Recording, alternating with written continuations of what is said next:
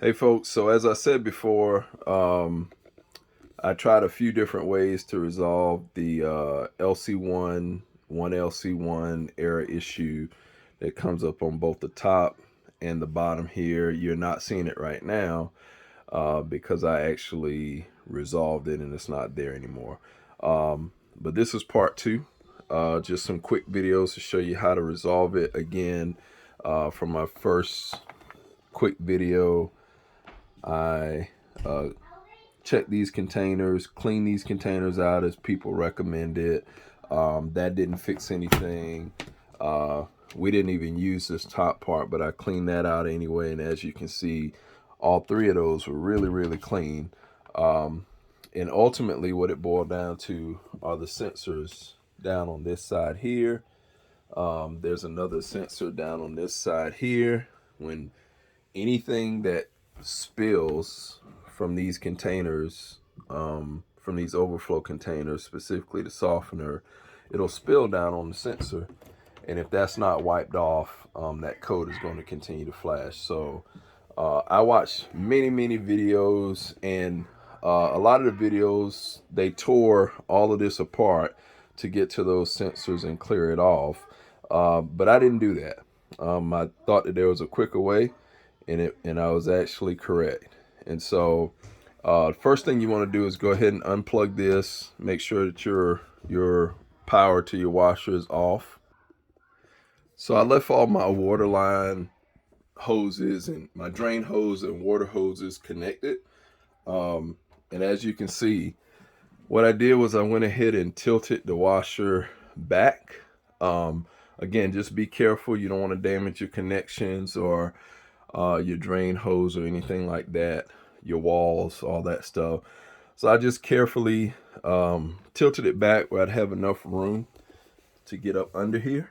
As you can see, I took one of my son's little stools here. You know, you could put some wood under there, you could put a block, just whatever you think is going to be most safe and comfortable for you to do. That's what you want to do. You can see these legs right here. I felt it would be, with it leaning against the wall and the legs leaning against this stool, it would give me enough space to do what I needed to do. And of course, you can see under here, let's see here.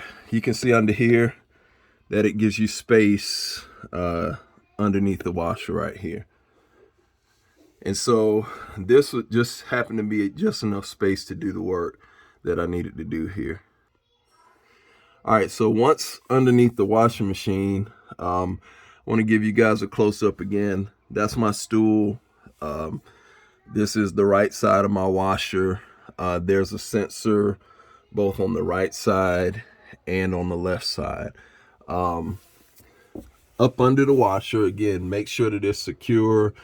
It's up to your comfort level. This was fine for me, so that's why I'm doing it. And I'm gonna shine my light here. You guys can see.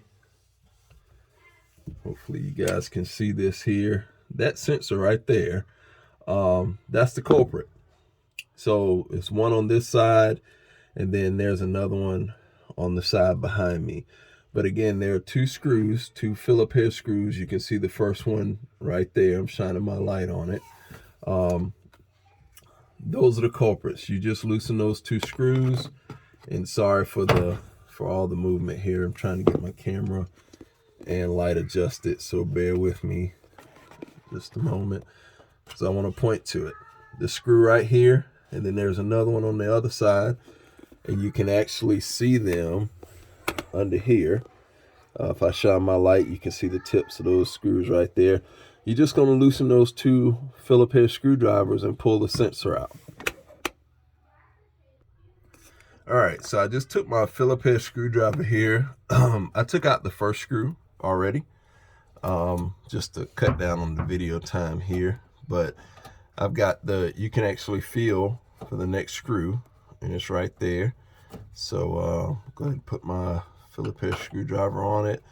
Of course, it's lefty-loosey, so I'm gonna turn it left here, and go ahead and take that out.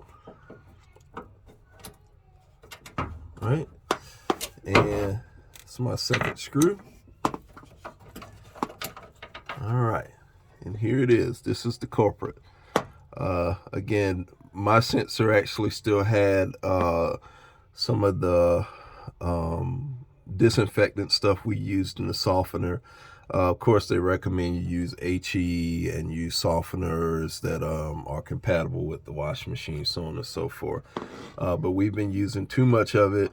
Some of it spilt down on this sensor, so I just took a washcloth and wiped it off. It started working again. And so I'm going to go ahead and wipe this off and then put it back in and turn the machine on. All right, so I got my washcloth, and again, I'm just wiping off the actual sensor itself. Of course, you want to be careful. You don't want to pull any wires out, anything, but just wiping it off. Again, I had some on there, and these are very sensitive. There are a lot of reviews about these sensors and how sensitive they are and so on and so forth. So just wipe mine off. Wiped on the inside here where it was resting. Just wipe down there, and that's it. And before I took these off, I went ahead and felt the sensors both on this side and the other side. This side behind me was pretty dry, and so I didn't really do anything here. Guess you guys can see that a little bit, but didn't do anything to that side because it was pretty dry. But this one was definitely the culprit. So I'm going to go ahead and I've already wiped it off. I'm going to go ahead and screw it back on. Now I took it off. I could have just wiped it off while it was mounted in place, but I could feel some down beneath it too. So while I was under here, I didn't want to take any chances. All right, folks, so I've put my sensor back in place, and again, you can kind of feel where the holes are, and it kind of seats back in place when it's in the right spot. So you just gotta kind of feel through that. But I could feel when it was right over those holes again, and again, it kind of seated in place. So you kind of knew that you were in the right spot. And so I'll go ahead and put these two screws back in, and go ahead and tighten it back up, and then I'll let the machine down and turn it on for you. So folks, as I was putting this in, just one more helpful thing I think would help those working on this. You see that little tab right there? Maybe you can or can't see it. It's this little tab right here. There's a little notch for it. So again, it sits in that little notch. When it sits back in the hole, you know that it's right in there for your screw. All right, folks, I have the sensor bolted back in, and so now we're going to let the machine down. Again, make sure that when you do this, you do it to your comfort level. Safety is always a priority, and so for me, I felt pretty comfortable that this was enough to do what I needed to do. But that decision is going to rest up to you guys, but just be careful. All right, folks, so I'm going to go ahead and let this down. And all I'm doing is tilting my washing machine back here, moving this stool out of the way, and ease it on down here. And then I'll go ahead and plug it in. All right, so I've eased it down, and let's go ahead and plug this in, and let's see what we got.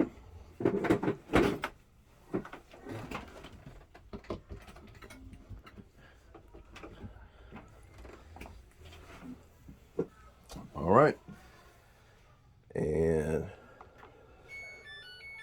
that power's on. That power's on. No problems. LC1 code is gone. All right, folks, I hope this helps. Again, I did this to really try to save you some time. I tried many different things, cleaning out the dispensers, so on and so forth. Took some of this apart. I had it tilted forward because I saw some videos on letting the water drain out from the front. None of those things helped me. Come to find out, some detergent from the softener bin that we had been using spilt out in the overflow, and it spilt down on those sensors down at the very bottom. Some videos said to take it all apart to get to those sensors. I didn't think that was necessary. I just tilted my washer back, propped it, and put something under it, put that little stool under the leg to keep it in place while it was leaned against the wall. Took that sensor out with 2 Phillips head screwdrivers. It takes literally a minute. Wiped it off with this cloth right here, and put it back in place, and that solved the problem. So I hope this helps y'all, and I hope it saves you from having to spend a whole lot of money to call a technician out. All right, take care. God bless you.